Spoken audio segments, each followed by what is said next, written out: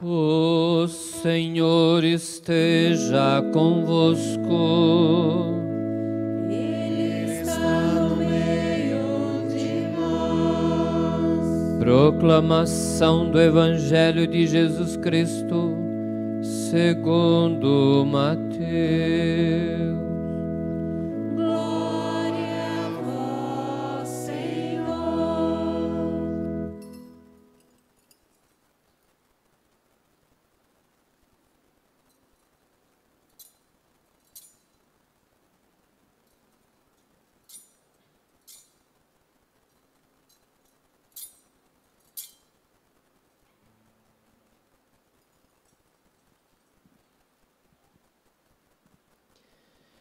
Naquele tempo, um dos 12 discípulos, chamado Judas Iscariotes, foi ter com os sumos sacerdotes e disse: Que me dareis se vos entregar Jesus?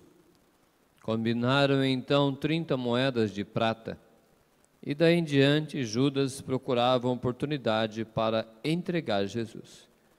No primeiro dia da festa dos ázimos, os discípulos aproximaram-se de Jesus e perguntaram: Onde queres que façamos os preparativos para comer a Páscoa? Jesus respondeu: Ide à cidade, procurai certo homem e dizei-lhe: O mestre manda dizer: O meu tempo está próximo, vou celebrar a Páscoa em tua casa junto com meus discípulos. Os discípulos fizeram como Jesus mandou e prepararam a Páscoa. Ao cair da tarde, Jesus pôs-se à mesa com os 12 discípulos. Enquanto comiam, Jesus disse: Em verdade eu vos digo, um de vós vai me trair. Eles ficaram muito tristes e, um por um, começaram a lhe perguntar: Senhor, será que sou eu? Jesus respondeu: Quem vai me trair é aquele que comigo põe a mão no prato. O Filho do Homem vai morrer, conforme diz a Escritura a respeito dele. Contudo, ai daquele que trair o Filho do Homem. Seria melhor que nunca tivesse nascido. Então Judas, o traidor, perguntou: Mestre, serei eu? Jesus lhe respondeu: Tu o dizes. Palavra da salvação. Glória a vós, Senhor. Guarda a palavra, guarda no coração. Se guardares a palavra,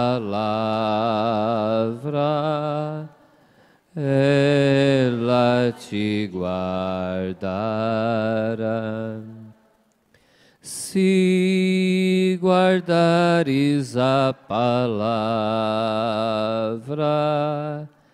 ela te guardará.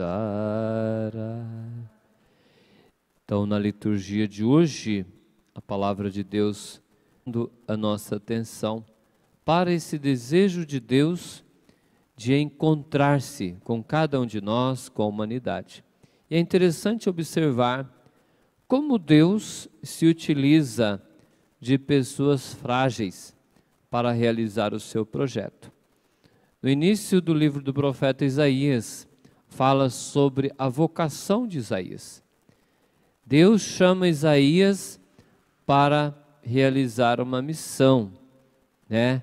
Então ele tem a visão desse serafim e ele diz: Ai de mim, porque sou um homem de lábios impuros e vivo no meio de um povo de lábios impuros. Alguns dizem que provavelmente Isaías seria uma pessoa de boca meia suja, porque ele mesmo confessa que ele não era dos lábios mais puros e aquele povo também não. Mas mesmo assim, que cena tão bonita, o serafim vai lá, pega uma brasa com uma tenaz e coloca nos lábios de Isaías e purifica os lábios dele. Ou seja, Deus não desiste de Isaías, mesmo que ele não fosse uma pessoa de lábios tão puros. E ele é purificado. E depois Deus pergunta: a quem enviarei? Ele diz: eis-me aqui, envia-me. E assim, depois, ele vai percebendo esse movimento de Deus dentro da sua alma. Deus que o encontra para que ele pudesse encontrar o seu povo, enviado com uma língua adestrada para confortar os abatidos. Ele me desperta a cada manhã e excita o ouvido para que eu preste atenção como um discípulo. E eu abri os meus ouvidos e não resisti mais, diz o profeta. Auxiliado por Deus, mesmo enfrentando bofetões, cusparadas, como ele foi muito perseguido na sua missão, mas também leva até o fim a sua missão. E essa imagem do servo sofredor, relatado no livro do profeta Isaías, ela se encaixa perfeitamente com a presença de Jesus e a missão de Jesus na história do seu povo e também na história da humanidade. A profecia de Isaías é uma prefiguração do que aconteceu em plenitude com Jesus.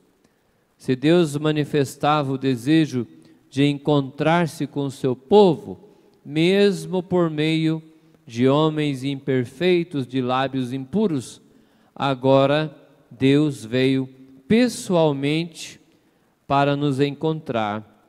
O Verbo se fez carne, habitou entre nós, não apenas para nos encontrar, mas para nos resgatar.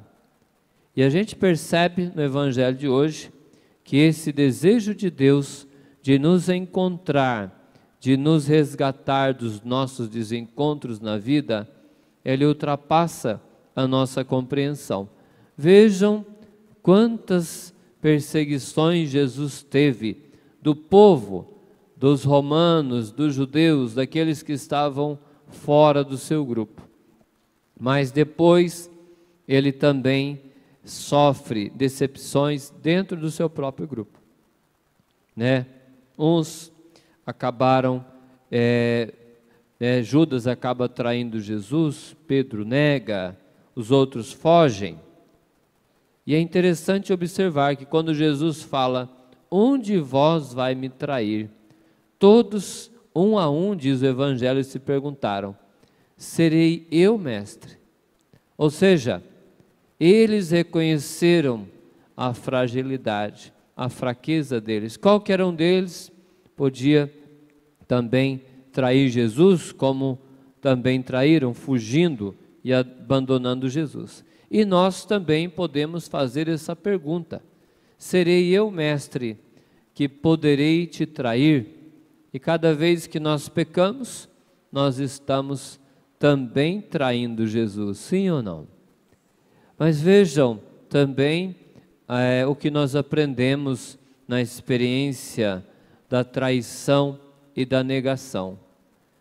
Vejam que Pedro também era uma pessoa tão próxima, chegou a dizer que mesmo que todos te abandonarem, eu não te deixarei. Mas depois Pedro também acaba negando Jesus.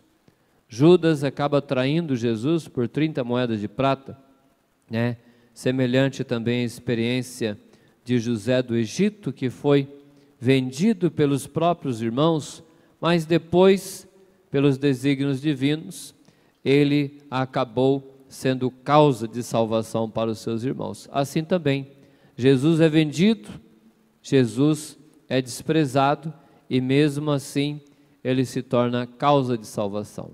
Mas a diferença entre Judas e Pedro é que Judas não se arrepende e se suicida, tira sua própria vida, se desespera e não confia na misericórdia e no perdão de Deus.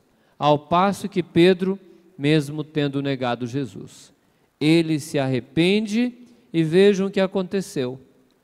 Jesus o reconduz ao grupo e ainda continua acreditando em Pedro. Como acredita em cada um de nós, mesmo depois das nossas quedas. Então, diante desses dois personagens, nós precisamos seguir o exemplo de Pedro e termos humildade, chorar os nossos pecados, né, e recomeçar. E também, nesta procissão do encontro, a gente percebe que Deus, Ele consegue nos encontrar precisando também de uma mulher, de uma jovem chamada Maria. Foi por meio de Maria que o próprio Verbo de Deus entrou na história do seu povo, entrou na história da humanidade. E por isso nós devemos ter muita gratidão e muito respeito para com Maria, porque vemos que mesmo em meio à dor, Maria sempre traz esperança para cada um de nós. Hoje eu tive uma experiência muito bonita, né? Fui visitar uma senhorinha de mais de 90 anos. E é interessante o que eu percebi, aquela senhora internada e com uma alegria e com uma fé. Eu fui visitar uma outra pessoa e apareceu uma enfermeira lá e falou: tem uma senhorinha que quer muito se confessar. Eu falei: que bênção, vamos lá. Aí disse que, pediram para levar comunhão para ela. Não, eu não vou comungar enquanto não me confessar. Então uma senhorinha católica, raiz. E eu fiquei muito feliz de ver a fé daquela mulher.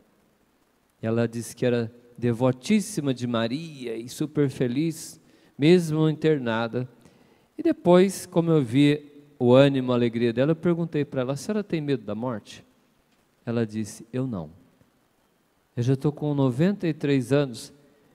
E ela falou com uma alegria: eu não vejo a hora de abraçar Jesus e Maria. Eu falei: que coisa fantástica. Você vê uma pessoa com mais de 90 anos e com uma fé tão viva, não reclamando das suas enfermidades, mas, e o mais bonito, sem medo da morte. E ela contando os dias para abraçar. Quando ela falou isso, eu até imaginei uma cena dessa, A gente precisa pensar nessas coisas. Os novíssimos, ou seja, o que nos espera depois dessa vida? Essa senhorinha com 93 anos, me trouxe muita alegria de saber que tem pessoas com a fé dessa forma. E, ali mesmo no hospital, e ela ficou muito feliz por poder confessar-se na Semana Santa e agradeceu muito, etc. e tal. Então são pessoas que nos ensinam, que mostram a direção para a qual nós estamos caminhando. Estamos aqui em meio às adversidades e percebemos que Jesus, mesmo no último momento da sua vida na cruz, Ele nos deu a sua mãe, definitivamente. Na pessoa de João, Ele disse: filho, eis aí tua mãe, e disse a Maria: mãe, eis aí o teu filho. E de lá para cá, a gente percebe o quanto Maria tem nos consolado, principalmente nos desencontros da nossa vida. Mas é muito importante a gente fazer a nossa caminhada, às vezes demora um pouco as nossas procissões na Semana Santa, Eu fico imaginando quantas pessoas, que de repente estão nesses países em guerra, estão caminhando quilômetros e quilômetros no meio da neve, no meio do frio, com situações de morte, tristeza, ameaças, desprezo. E nós temos a oportunidade de estar fazendo a nossa caminhada, a nossa peregrinação, apesar dos pesares, em tempos de paz. Então precisamos aproveitar. O povo de Israel muitas vezes foi exilado. E no exílio eles começaram a rezar muito mais. No exílio foram escritos muitos dos livros do Antigo Testamento, mas nós precisamos fazer isso enquanto as coisas estão razoavelmente sob controle. Quantos povos que poderiam estar melhores? Famílias, comunidades, cidades, se de repente tivessem aproveitado esses momentos de piedade. Então, nós precisamos da proteção e da ajuda de Maria para que nós possamos caminhar também na direção de Jesus, já que Ele nos deu Maria como sua mãe. Então agora nós vamos cantar uma música muito conhecida, principalmente das pessoas um pouquinho mais, com mais tempo na caminhada, que é uma música do Padre Zezinho, que ele nos fala que Maria deve ensinar o teu povo a rezar. Então vamos ficar de pé e vamos, junto com a equipe de canto, pedir a Maria que ela continue caminhando conosco, que ela nos ensine a caminhar, que nos ensine a rezar. E nas casas, como diz o Padre Zezinho também, nas paredes onde tem Jesus e tem Maria, eles vão nos ensinando a viver em paz. Então que essa canção possa ser uma oração e que nós possamos de fato aprender de Maria. Como eu fico feliz quando eu ouço alguém dizer que já está rezando o terço todos os dias. E mais feliz ainda e cheio de esperança quando eu fico sabendo que tem gente que voltou a rezar o rosário. E mais feliz ainda quando é de madrugada, né? Olha só, quanta coisa boa vai acontecer nas nossas famílias quando a gente começar a permitir que Maria volte e ensine-nos a rezar e a caminhar. Cantemos.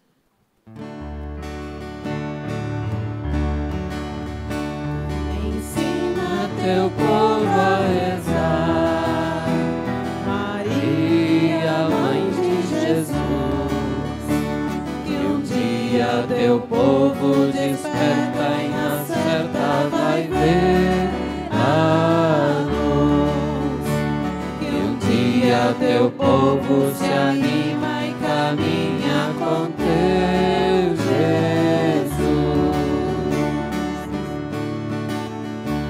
Maria de Jesus Cristo, Maria de Deus, Maria mulher, ensina ao teu povo teu jeito de ser o que Deus quiser. Ensina ao teu povo teu jeito de ser o que Deus quiser. Ensina teu povo a rezar, Maria, mãe de Jesus, que um dia o teu povo desperta e na certa vai ver a luz, que um dia o teu povo se anima e caminha com teu Jesus. Maria, Senhora nossa, Maria do povo, povo de Deus, ensina teu jeito perfeito de sempre escutar teu Deus. Ensina teu jeito perfeito de sempre escutar teu Deus. Ensina teu povo a rezar, Maria, mãe de Jesus, que um dia o teu povo desperta e na certa vai ver a luz, que um dia o teu povo se anima e caminha com teu Jesus.